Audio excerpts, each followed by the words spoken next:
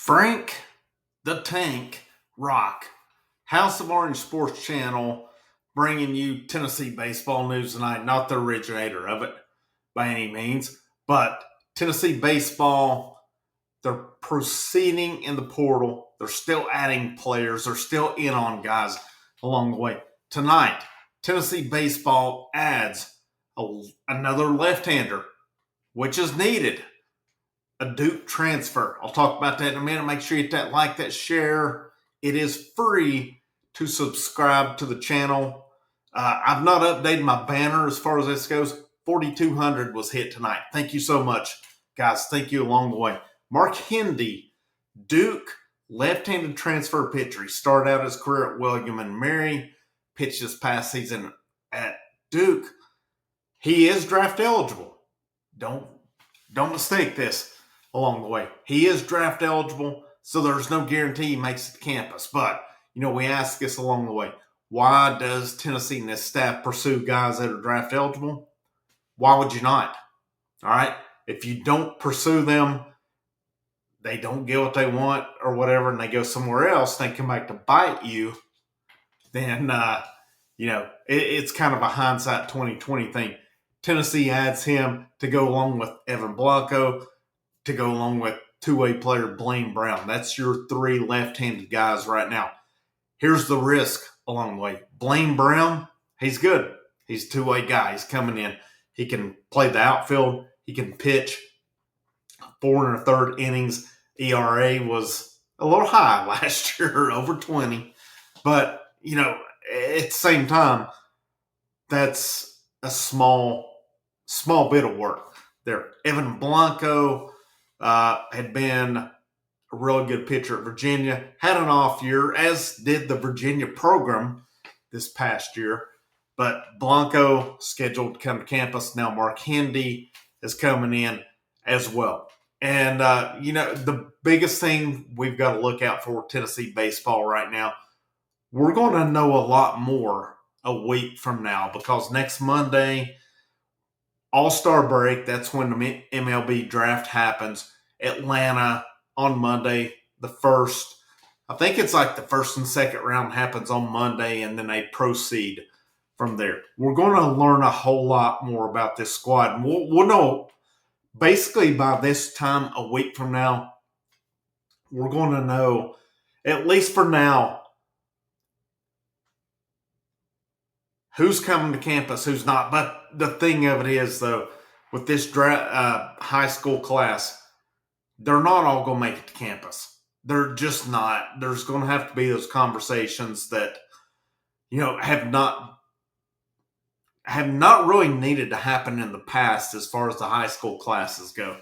But you've got a 34 roster cap. All these guys, there's no way they're making it to campus. Tennessee's adding right now what they need to add. And again, could it get affected by the draft? Absolutely. Absolutely. And I've seen this for the last couple of years. I'm not naming names. Some of these guys that cover it, who have the inside knowledge of it, will sit and say, I feel very comfortable this guy's making it to campus. Here's the bottom line, though.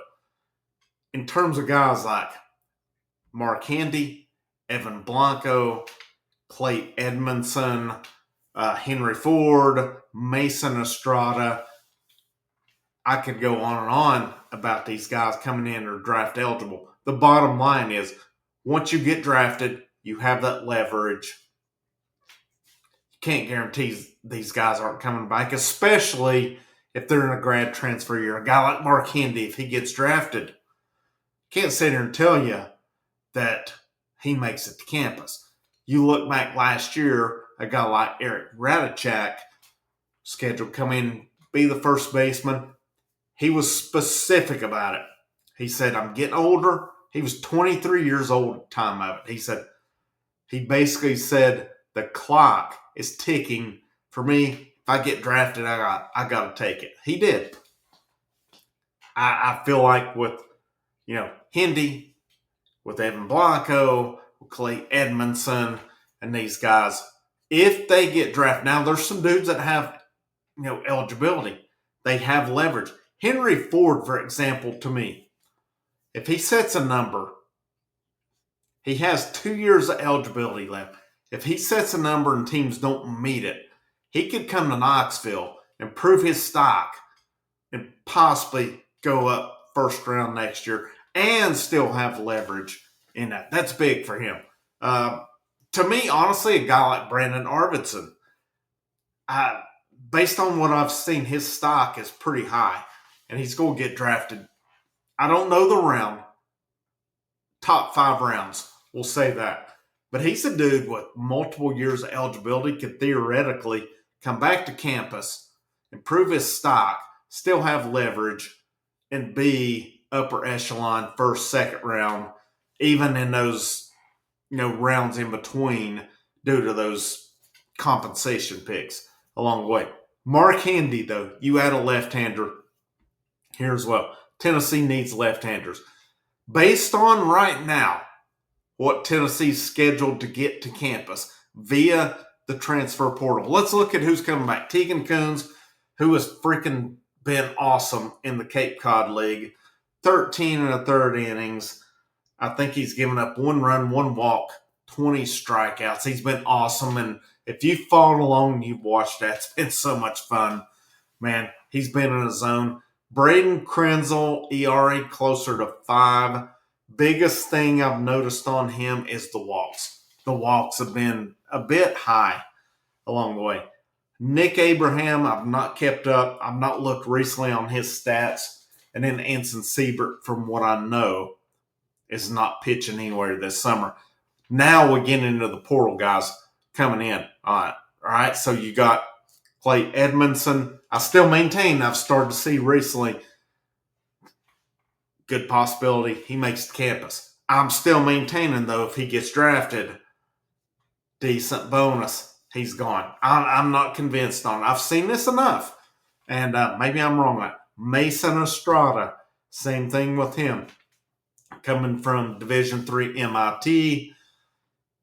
I've seen some good reports on him in these combines. Will he make it or not?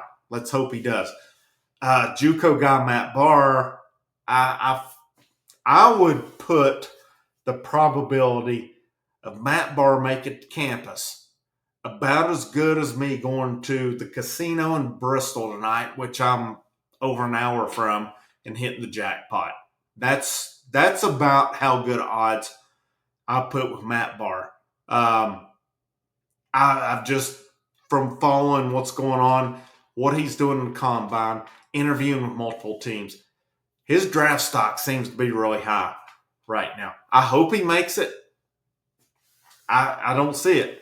And again, when I sit here and tell you the possibility of him making it's as good as me win the jackpot at the casino, I'm not going to the casino tonight.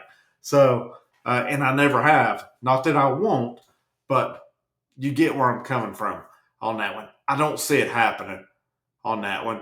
Looking more at pitchers. Bo Rudy, good to go. Brady Fred, Bo Rudy, Kennesaw State, he is throwing in the Cape Cod League. Everything I've seen up this point is throwing really well. Brady Frederick, coming from ETSU, Southern Conference Pitcher of the Year. I've not seen his numbers recently. And again, those Cape Cod statistics, a little bit hard to follow. But great guy to get Tennessee. He's a true submarine guy. DJ Newman, dual threat guy. I say dual threat. He's not a wide receiver, defensive back. He is a two-way guy. He can pitch. He can play the outfield for Tennessee. He is draft eligible. What happens there if he were to get drafted? Looking more at it along the way, Blaine Brown, outfielder, left-handed pitcher. He is not draft eligible. He's coming in. Landon Mack, big one. Not that the rest of them aren't. Landon Mack's a big one for weekend rotation purposes. He's good to go on that. He is not draft eligible. Evan Blanco comes in. Man, if they can get him to campus. He is currently pitching in the Cape Cod League. Good numbers so far. If they can get him, they can get Mark Handy to campus. Man, I like this staff. I will not make the comment again of best staff of the Vitello era because I looked a little silly after making those this year. But, I had reason to make it. But, again, you feast on lesser competition. But they come out of the gates in SEC play and were just dominant. It was something happened that Texas A&M weekend, and it just totally changed things. But looking at where we are now, adding to it along the way, the big name, the main one I'm watching moving forward, and we know for a fact he's visited, is Brody Purcell, USC right-handed pitcher, who was dominant this past year with a 2.11 ERA across 42 and 2/3 innings with 51 strikeouts. The last I had seen, North Carolina, Florida State, were two of them I had seen was in them. If Tennessee can land Brody Purcell, who was not draft eligible, this is a home run staff next year. With Coons, with Mack, I don't know who closes the weekend. If you go Coons Krenzel on Friday in relief, that combo worked pretty damn well earlier this year. Now you get into more of these other guys. Man, I'm telling you guys, just looking at it, I'm going to release something tomorrow going more in depth on guys who've stood out this summer. And I'll just give you a spoiler alert. Coons, Levi Clark, and I love this one. People have counted this guy out. Ariel Antigua has absolutely raked in the Appalachian League. I so want this guy to claim that shortstop job. He can play. He's the man, I'm telling you. Y'all can tell me I'm full of shit. I don't care what you tell me on that one. This dude can play. Look at the errors this past season. If we actually analyzed every play and every error he made, he's trying to do too much. All right. This dude's a stud. Had he not gotten hurt his freshman year, he was the shortstop on that national championship team. I so want him to claim that job next year, man. Would be totally awesome. Man, I'm fired up. We got a long way to go for baseball. I'm fired up for football. I'm fired up for basketball. That's the beauty right now of being a Tennessee fan. Everything is rolling right now, and I don't want it to change. I don't want it to change. I see people saying, well, maybe take some money from this program or next to make football better. Piss on football, all right? Love it. They've dropped the ball for years. Let's let these other programs cook, and let's let football do it too, all right? But I want them all to go good, but not at the expense of any others. I like Tennessee being an everything school. It's fun. It's pretty cool. Thank you guys for tuning in. Like, share, subscribe. It is free. Links in the description, channel Patreon. The biggest thing is the Patreon.